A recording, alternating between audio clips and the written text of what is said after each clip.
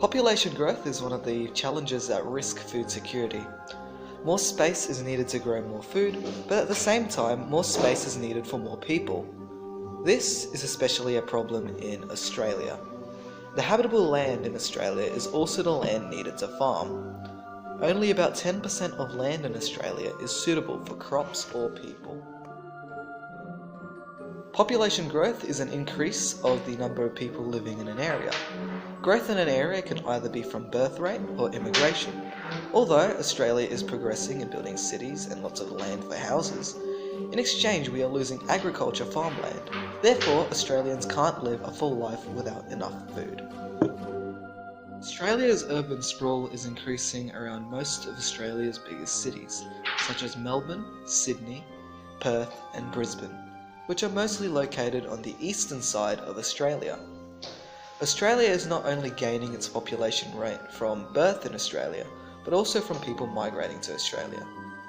As from current data, 28.2% of Australia's population are immigrants, born overseas. And in exchange of settlers coming in, more land must be used for life purposes, primarily houses. Australia is currently not getting a fair balance on a scale between agricultural farmland and urban sprawl, as urban sprawl is heavier than agricultural farmland.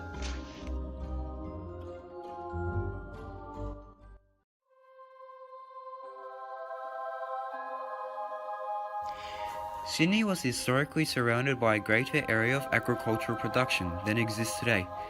Much of this growth is planned from the peri-urban areas to Sydney's northwest and southwest, areas that are primarily used for agriculture at present.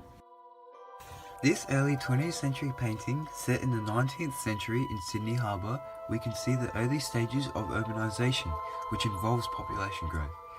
In this painting, not only can you see houses and lots of empty land, but on the far right there are houses with agricultural farmland.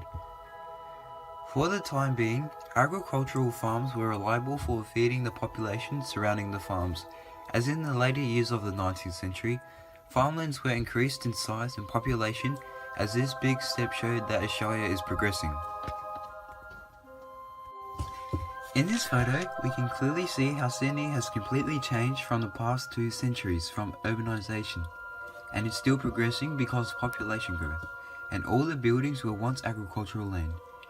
We can clearly see how Sydney has completely changed from the past 2 centuries, as it attracts people to migrate and families to raise children for a better lifestyle. Therefore, if urbanisation still continues, it increases the population growth and the need to create more houses close to the main city centres in Australia.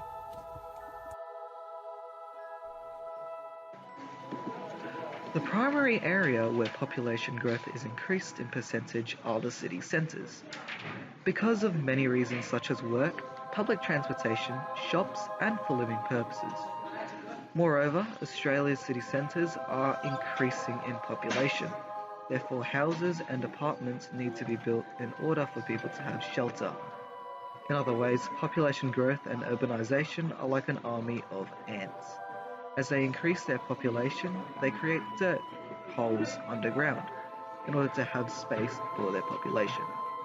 In Australia, the highest rate of population growth and urbanisation is occurring in New South Wales and Victoria, primarily between the 2 famous cities, Melbourne, located in Victoria, and Sydney, located in New South Wales.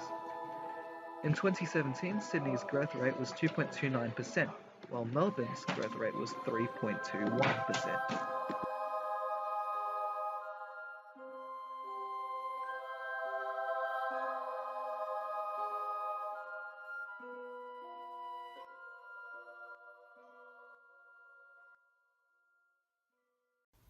So, Dr. Kapadi, with New South Wales, primarily Melbourne, increasing in population and urbanisation, how can Melbourne sustain agricultural farming while agricultural land is decreasing, and what percentage will Melbourne require to sustain more food?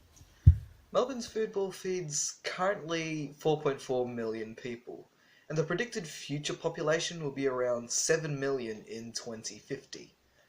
By 2050, 60% more food will be needed to feed a population of around about 7 million in Greater Melbourne. But if the city continues to sprawl at its current rate, then its more likely to lose a significant amount of farmland, and the city's food bowl will only be able to feed about 18% of the city's food needs, including just, 21% of the fresh vegetables consumed and just only 3% of fruit. So, Dr. Kapadi, with New South Wales, primarily Melbourne, increasing in population and urbanisation, how can Melbourne sustain agricultural farming while agricultural land is decreasing, and what percentage will Melbourne require to sustain more food? Well, if there's double the amount of people living in Australia by 2061, Australia can also double its agriculture by simply doing three key things to reach the target: increase food productivity, reduce food waste, and change our eating pattern. And Dr. Kapadi, can you please explain these three keys that can reach double the amount of agriculture? Well, Dr. Grant, to increase food productivity, we need to aim for 2% growth in annual food production by increasing the investment research and development for food and agriculture. For comparison, between 1949 and 2012, we have averaged 2.1% annual growth. Achieving this productivity target will be difficult given the challenges of climate change and other constraining factors.